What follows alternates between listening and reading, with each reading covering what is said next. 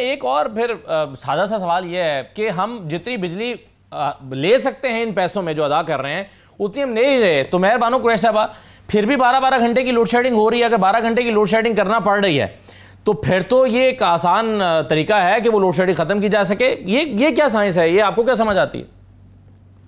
जी, बहुत ही आसान लफ्जों में समझ ये आती है कि इस वक्त आपके पास एक ऐसी हुकूमत है जो ना सिर्फ नाअहल है, वो बेहिस भी है। इनको आवाम का कोई दर्द नहीं, ना ही इनके पास कोई प्लान है।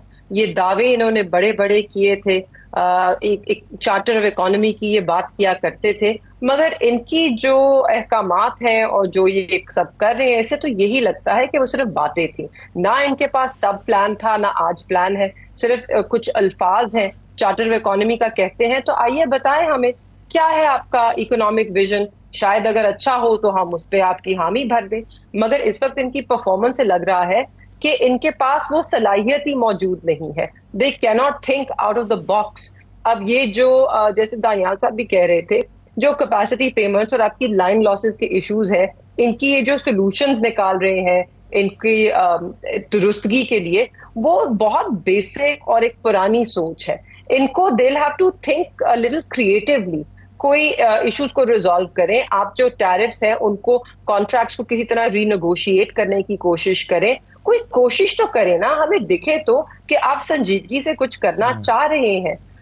इसको नौकरी से हटा देना, ये करना आपके, देखें जो लाइन लॉसेस और थेफ्ट है ना, दैट वो भी एक इशू है, मगर वो एक बहुत छोटा इशू है कंपेयर टू कैपेसिटी पेमेंट्स। सबसे बड़ा हमारा इशू है जिसकी वजह से हमें महंगी बिजली बेचनी पड़ रही है, वो है कैपेसिटी इशूज। उसके अंदर बहुत सी चीजें हैं जो की जा सकती हैं, मगर इस वक्त लगता ही नहीं है कि ना हुकूमत में सलाहियत है, ना उनमें इरादा है लेकिन कि वो इस इशू को टैकल करें। लेकिन ऐसे इकबाल साहब ने जो बात की थी ना, उन्होंने कहा था कि अगर किसी के पास कोई प्लान है या कोई समझता है कि यह कोई हल है उसके पास, तो वो ले आए। तो उनके कहने का मतलब यह है कि शायद मौजूदा हालात में कोई हल है ही नहीं। अगर आपकी भी हुकूमत आ जाए तो ये कैपेसिटी पेमेंट्स के लिए आप क्या कर सकते हैं? आपके पास क्या अगर मौजूदा हालात में इनके पास हल नहीं है, तो इनके पास तो मौजूदा हालात में अवाम का एतमाद भी नहीं है, अवाम का वोट भी नहीं है। तो फिर क्यों जबरदस्ती से ये लिपटे चिपटे हुए हैं हुकूमत को? ये फिर बहाल करें इस हुकूमत को, या ट्राइब्यूनल्स को चलने दें और अवाम का मैंडेट बहाल करें, ताकि जिन लोगों पर अवाम को एतमाद है वो आकर हल दें। आपने पहले अवाम का वोट भी चोरी करना है, उसको मुस्तरद भी करना है, हुकूमत में भी बैठना है और कहना है कि जी हमारे पास हल भी नहीं, कोई और आके दे। बिल्कुल ठीक है, कोई और आके दे। चलें, अब मुझे मेहरबानो साहब, एक तो ये जो चांडियो साहब ने कहा ना कि आपने गाड़ियां बेची, भैंसें बेची और मुर्गियां पालने का मंसूबा लाए, क्योंकि मुल्क के मसाइल बड़े थे और आप छोटी छोटी चीजों में लगे रहे। तो एक तो ये जो चीजें करने की थी वो आपने की नहीं। मैं जवाब देती हूँ जी, बिल्कुल। अगर आपको याद होगा, तहरीक इंसाफ की हुकूमत जब गई तो आपकी जो ग्रोथ थी वो 6% पर छोड़ के गई। आपकी जो इंडस्ट्रियल कैपेसिटी थी वो डबल हो रही थी, लोग अपनी इंडस्ट्रियल कैपेसिटी बढ़ा रहे थे। आज वही इंडस्ट्री है जो कि अपनी एग्जिस्टिंग कैपेसिटी को कम कर रही है, और हमें नजर आ रहा है कि जिस तरह के ये लोग पॉलिसीज लेकर आए हैं, उससे आप डी इंडस्ट्रियलाइजेशन की तरफ जा रहे हैं। Fix charges is amongst them, but just one of them. उसके बाद जो हमारी हुकूमत पे ये बातें करते हैं, तो एनर्जी सेक्टर को ही ले लें। हम कंपेटिटिव बिडिंग का कॉन्सेप्ट लेके आए कि हम सबसे सस्ती बिजली प्रोड्यूसर से खरीदेंगे। उसके बाद हमने आईपीपी कॉन्ट्रैक्ट विजिट किए, जैसे आपने कहा, हमने फिक्स की डॉलर की वैल्यू। उसके बाद हमने रिटर्न्स भी रिड्यूस किए। न्यूक्लियर प्लांट्स के हमने 1.5% से रिड्यूस किए। वाप्टा प्रोजेक्ट के रिटर्न्स हमने 17% थे, उसको 10% पे लेकर आए, और जो एलएनजी के थे वो हम 16% से 12% पे लेकर आए। उसके बाद जो कतर के प्लांट थे, जो कि बिल्कुल रिक्वायर्ड नहीं थे, जो कि इंपोर्टेड कोल पे थे, वो हमने इंपोर्टेड फ्यूल पे थे, वो हमने रीनेगोशिएट किए। उसमें से एक हमने पाकिस्तान को अगले 10 सालों में 10 अरब रुपए बचाए हैं, और पाकिस्तान हर साल हमारे इन इकदामात से बहुत से अरबों रुपए बचा रहा है। अगर हम ये इकदामात भी ना करते तो इस वक्त आप सोच सकते हैं कि आपकी कैपेसिटी पेमेंट्स यहाँ से भी बढ़ के होती और आपकी बिजली फी यूनिट अब 100 रुपए टच कर रही होती। हमने अपना हिस्सा जरूर डाला, हमने आपकी मईशत भी बेहतर की। सब भूल जाते हैं कि तहरीक इंसाफ के हुकूमत में होने के साल के अंदर ही कोविड आया।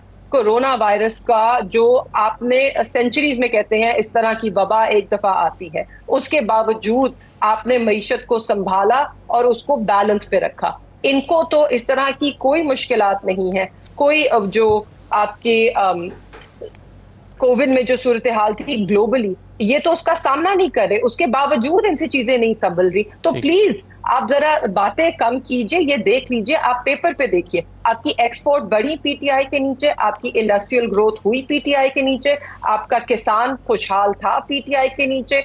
अब वही किसान है जो इस हुकूमत के अंदर जिसका सफाया कर दिया चले, गया ठीक है। अब किसान वो है जो अब गंदम भी नहीं लगाएगा, क्योंकि उसको पता है कि उसकी गंदम कोई उठाएगा नहीं, वो नाकिस गंदम यूक्रेन से ले लेंगे। सही है। तो ये कि आप हर 2 दिन के बाद बयान बदलते हैं, इसलिए इसका भी बयान बदला जाएगा। दूसरा कि आप जो जावेद लतीफ साहब ने कहा कि माफी मांगेंगे, तो किस चीज की माफी मांगेंगे?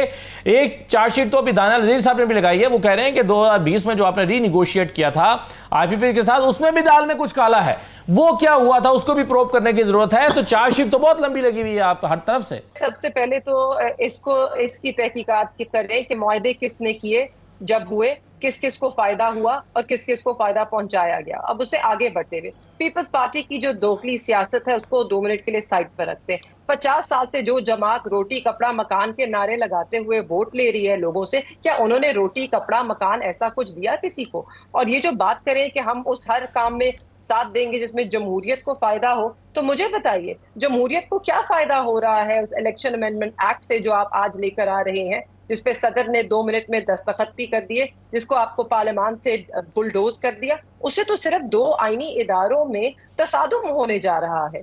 तो ये जमहूरियत के लिए कुछ नहीं कर रहे। पीपल्स पार्टी उतना ही हिस्सेदार है पीएमएलएन का कि जितना पीएमएलएन हिस्सेदार है इनका, और ये दोनों सिर्फ और सिर्फ अपनी झूठी फ्रॉड वाली जीत को बचाने के लिए जमहूरियत और आइन को रोंद देंगे और रोंद रहे हैं।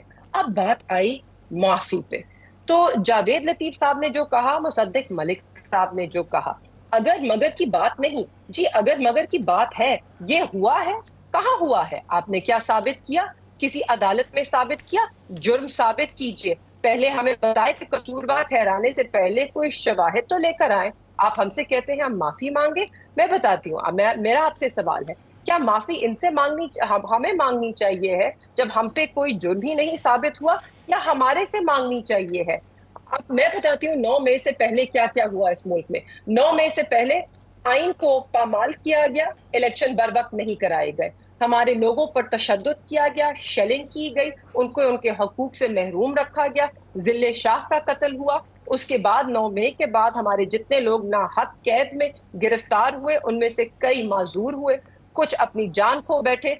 आज भी हमारे कारकुनान हैं जो बेगुनाह हैं, उनके खिलाफ कोई शवाहिद नहीं। लेकिन बानो साहब 9 मई से पहले ये भी तो हुआ ना कि जमान पार्क में पेट्रोल बम फेंके गए, जिसका एतराफ खुद इमरान खान साहब ने किया है। क्यों नहीं? इमरान खान साहब ने एतराफ किया है कि पेट्रोल बम सिर्फ जमान पार्क में इस्तेमाल हुआ। बिल्कुल भी नहीं किया है उन्होंने इस बात का एतराफ, ये बिल्कुल गलत। अगर नहीं किया तो भी गलत किया है उन्होंने, क्योंकि जमान पार्क में बहरहाल वो पेट्रोल बम तो फेंके गए थे ना जी, बोतलों में भर के पेट्रोल तो वो तो सबने देखा था। पेट्रोल बम्स नहीं इस्तेमाल किए गए थे, ना ही उन्होंने इस बात का किया। और आप मुझे ये बताइए कि जो तशद्दुद पुरअमन अवाम पे किया गया, आप लोग उसकी तो बात नहीं करते, क्योंकि आप डरते हैं, क्योंकि रियासत तब कर रही थी। और मुझे ये जवाब दीजिए कि 9 मई वाली सुबह को जिस तरह एक साबिक वजीर आजम को घसीटा गया इस्लामाबाद हाई कोर्ट का तकद्दुस पामाल करते हुए, क्या आप लोगों ने उस पर सवाल उठाया कि क्या वो ठीक था? और मुझे आज बताइए कि सीसीटीवी फुटेज आज तक सामने क्यों ना आई? कौन थे वो लोग जिनके मुंह पे नकाब था और वो लोगों को इश्तियाल दे रहे थे? हमारी जमात की तारीख रही है पुरअमन एहतजाज करने की, हम आज भी पुरअमन एहतजाज करते हैं। स्वाबी में जलसा हुआ, वो भी पुरअमन रहा। हम जैसे हमारे जितने ना किसी ने जलसे किए ना एहतजाज किए, और कभी कोई गमला नहीं टूटा, मगर हमारे लोगों पे तशद्दुद किया गया, हमारे लोगों पर शेलिंग की गई। तो माफी हमसे मांगी जाए, हमारे बेकसूर लोग आज भी जेलों में बंद। ठीक है, चलिए एक और सवाल जिसका मुझे जवाब चाहिए है, अगर 9 मई को इतना बड़ा नहीं रुके, 9 मई को बहुत बड़ा जुर्म हुआ, राइट? उस जुर्म की सजा मिलनी चाहिए उन लोगों को जो मुलव्विस थे। तो क्या हुआ उन लोगों का कि जिनके खिलाफ वही FIR दर्ज की झूठी जो मेरे वालिद के खिलाफ दर्ज है, मगर जिन्होंने प्रेस कॉन्फ्रेंस कर दिए उनका जुर्म माफ हो गया? उन्होंने गलती नहीं की थी, जिसने जमात छोड़ दी वो माफ हो गया। तो फिर सिर्फ तहरीक इंसाफ निशाना थी ना, असल में जुर्म तो हुआ ही ठीक है, नहीं। चलिए ये हम सवाल है, बिल्कुल सही है।